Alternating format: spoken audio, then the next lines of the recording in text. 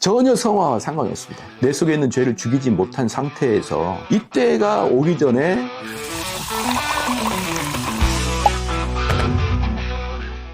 저희 여러분과 좀 나누고 싶은 것은 우리 기독교에서 말하고 있는 성화가 무엇인지, 그럼 세상에서 말하고 있는 선이 무엇인지 이 차이를 좀 구별할 수 있어야 됩니다. 그러면 우리가 이제 기독교에서 말하고 있는 성화라는 것은 예수님을 닮아간다라는 뜻이거든요.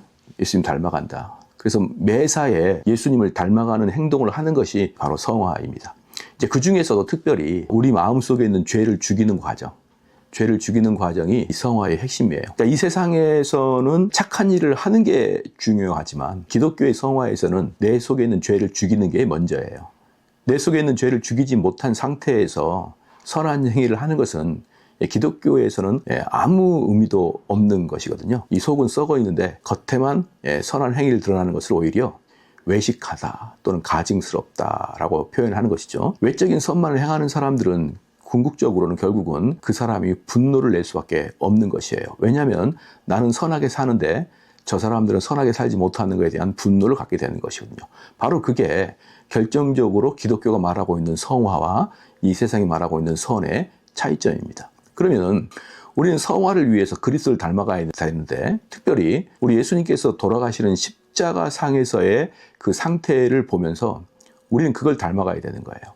그래야 예수님이 죽으셨듯이 우리도 죄가 죽는 것이에요. 예수님은 모든 사람의 죄를 짊어지고 십자가에 돌아가셨거든요. 그렇기 때문에 그 돌아가신 것을 우리는 그대로 본받고 어떻게 우리가 이 속에 있는 죄를 죽이느냐, 이게 문제예요. 예수님은 죄를 안고 죽으셨지만 우리는 우리 속에 있는 죄를 죽이는 거예요. 같은 방식으로. 두 가지 방식으로 우리는 성화를 이야기할 수 있습니다. 첫 번째는요, 우리 예수님 돌아가실 때 자발적인 상태로 돌아가셨다. 철저히 자발적인 마음으로 돌아가셨다라는 게 중요합니다. 이제 그게 무엇이냐 그러면요, 우리가 죄를 죽일 때, 우리 속에 있는 죄를 억제시킬 때 우리 보편적인 사람은 첫 번째, 내 양심이 나를 괴롭혀요. 내 양심이 끝까지 내가 죄를 짓는 것에 대해서 끝까지 나를 괴롭힙니다. 그래서 그 양심이 나를 결국은 귀찮게 하고 어렵게 해서 죄를 안 짓는 거거든요. 자, 그것은 양심이 나를 괴롭혔기 때문에 내가 죄를 짓지 않는 것이지 내가 자발적으로 죄를 짓지 않는 게 아니에요. 사람들은 바로 이 부분에서 양심 있는 자를 되게 높이 평가하는데 그렇지 않습니다. 양심 때문에 내가 죄를 안 짓는 것이지 나는 그 죄가 여전히 즐겁고 하고 싶은 거거든요. 그런 양심이 계속 나를 가책하니까 못 짓는 거예요. 예를 들어서 한번 뽑아볼게요. 가룟유다 같은 경우도 예수님을 판 다음에 은 30을 받았어요. 근데 돌아가면서 곰곰이 생각해보니까 자기가 섬겼던 스승을 팔았던 것에 대해서 양심의 가책을 느끼고 그 은 30을 가지고 다시 찾아가서 내가 이 은 30을 받지 않겠다라고 은 30을 던져버리고 맙니다. 그렇다고 해서 그 누구도 가룟유다를 회개했다 또는 성화의 삶을 살았다라고 말하지 않습니다. 그의 양심이 어쨌든 또는 그 양심이 나를 어떻게 가책을 했든 그런 게 중요한 것이 아니라 나는 죄에 대해서 자발적으로 자원하는 마음으로 죄를 죽이는 것이 예수 그리스도를 닮아가는 것입니다. 두 번째, 이거 동일하게 내가 죽음이나 내가 지옥에 갈 것에 대한 두려움 때문에 내가 죄를 짓지 않는다. 이것도 자발적인 것이 아니라 두려움 때문에 죄를 짓지 않는 거거든요. 내가 감옥에 가는 것 때문에 죄를 짓지 않는다. 내가 세상 사람들에게 부끄러움을 당할 것을 두려워해서 죄를 짓지 않는다. 내가 죽어서 지옥 갈 것을 생각하니 죄를 짓지 않는다. 이것도 자발적인 것과 전혀 뭡니다. 예를 들어서 한번 봐볼게요. 어떤 바닷가에 가다가 선원이 가다가 풍랑을 만났어요. 그래서 그 배에 있는 여러 가지 중요한 물품들을 다 바다에 던져버리고 맙니다. 자, 이것은 그 물품들, 그 짐들이 의미가 없어서 던지거나 그 짐들이 싫어서 던진 게 아니라 그 짐보다 더 중요한 자기 목숨을 살리려고 던지는 것이지 그 짐을 싫어하거나 혐오해서 던진 게 아니거든요.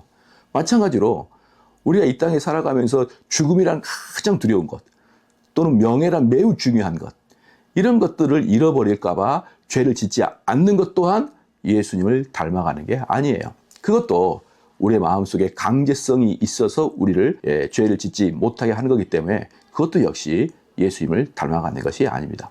그러면 크게 또 두 번째 뭐냐 그러면요, 예수님의 죽으심은 자발적이었지만 동시에 매우 폭력적이었습니다. 예수님은 돌아가시기 전부터 채찍에 맞으셨고 몽둥이에 맞으셨고 손바닥으로 뺨을 맞으시는 그런 폭력을 동반한 그런 죽음을 맞이했어요. 그러면 우리도 동일하게 우리 속에 있는 죄를 죽일 때 그 죄가 과연 폭력적인 상태로 그 죄를 공격하는 것이 있느냐라는 게 중요합니다. 예를 들어서요, 폭력적인 죄의 억제가 아니라 자연적인 죄의 억제가 있습니다. 여기서는 자발적인 거하고 자연적인 좀 구별해야 됩니다. 자발적인 것은 스스로 한다는 것이고요, 자연적인 것은 그냥 자연스럽게 된다는 거거든요. 그러니까 내가 죄를 폭력적으로 억제시키는 것이 아니라 자연스럽게 죄를 억제시키는 것은 또한 예수님이 말씀하시는 성화와 거리가 멀어요.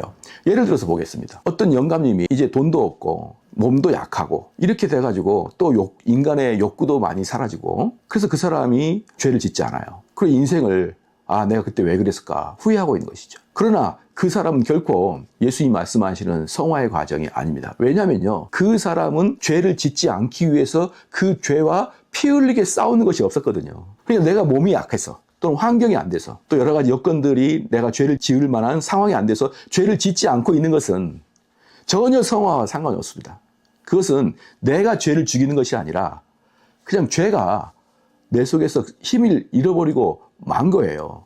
그것은 성화가 아닙니다. 그러므로요, 우리가 혈기왕성할 때 이게 죄인 걸 뻔히 알면서, 우리가 하나님 말씀 공부할 때 이게 죄인 걸 뻔히 알면도 불구하고 혈기왕성한 것 때문에 죄를 계속 질 수밖에 없을 때, 그때 죄와 피 흘리게 싸우던 것이 예수님의 성화를 닮아가는 거예요. 그러나 점진적인 나이가 먹음으로 말미암아 그 죄를 짓지 않는 것은 성화가 아닌 것입니다. 그래서요, 우리 개혁교회에서는 마지막에 노인이 돌아가실 때 영접 기도하는 거 대단히 우리는 동의하지 않습니다. 왜냐하면 그 사람은 결코 우리 예수님이 말씀하시는 성화의 과정을 한 번도 살아보지 못하고 그 마음속으로 죄와 피 흘리게 싸우지 못하는, 그저 육신의 병들고 육신의 나약함 때문에 죄를 안 짓고 또 죽음에 대한 두려움 때문에 내가 주님을 영접한다라고 말하는 것은요, 이 기독교에서 말하고 있는 구원과는 전혀 관계가 없는 것이에요. 그래서 많은 사람들이 우리 어머니 아버지가 돌아가시기 전에, 할아버지 할머니 돌아가시기 전에 그 침대에서 주님을 영접시키려고 하는데요, 그것은 여러분 큰 인생을 걸고 도박이에요. 그것을 결코 하면 안 됩니다. 왜 그러냐면요, 전도서 12장 1절에 이렇게 말하고 있잖아요. 너는 청년의 때에 너의 창조주를 기억하라. 곧 공고한 날이 이르기 전에 나는 아무 낙이 없다고 할 때에 가깝기 전에 기억하라는 거예요. 여기서 말하고 있는 건 뭡니까? 나는 아무 낙이 없다고 할 때, 이때가 오기 전에 빨리 창조자 하나님을 기억하라는 거예요. 그러니까 이때가 언제입니까? 나이가 들어서 이제 세상에 낙이 없고 해가 떠도 모르겠고 삶이 어떻게 되는지 모르겠고 이럴 때가 오기 전에, 내 인생에 낙이 없어질 때가 오기 전에, 혈기왕성할 때, 그때 창조자 하나님을 기억하라는 거예요. 나이가 들어서 하나님을 기억한다, 나이가 들어서 하나님을 찾는다, 내가 지금까지 살아가면서 하나님을 찾지 않다가 마지막 나이가 들어서 하나님을 찾아간다, 그렇게 비겁하고 야비하게 하나님 섬긴다고요? 그런 것들은 하나님이 받을 수가 없는 거예요. 그래서 저는 여러분에게 두 가지 말씀을 드립니다. 우리는 성화의 과정을 살아가야 되는데 무엇이 성화냐? 첫 번째, 우리는 자발적인 죄를 죽일 때, 내 속에 있는 양심이나 내 분위기가 나를 죄를 못 짓게 하는 것이 아니라 내가 자원하는 마음으로 죄를 공격할 때, 그때가 성화의 삶이고요. 두 번째는 뭐냐 그러면 자연적인 죄를 짓지 않을 때가 아닙니다. 자연적인 죄를 짓지 않을 때가 아니라 분투하고 피 흘리면서 죄를 공격할 때, 내가 짓고 싶은 죄를 의도적으로 공격해 나갈 때, 이런 것들이 성화인 것입니다. 자, 이러지 않는 자연스러운 그 죄를 짓지 않는 것은요, 우리를 착각하게 하고 혼동에 빠지게 합니다. 여러분, 그런 것들은 기독교가 말하고 있는 구원과는 상관없는 그런 선한 행위를 하고 있는 것입니다. 감사합니다.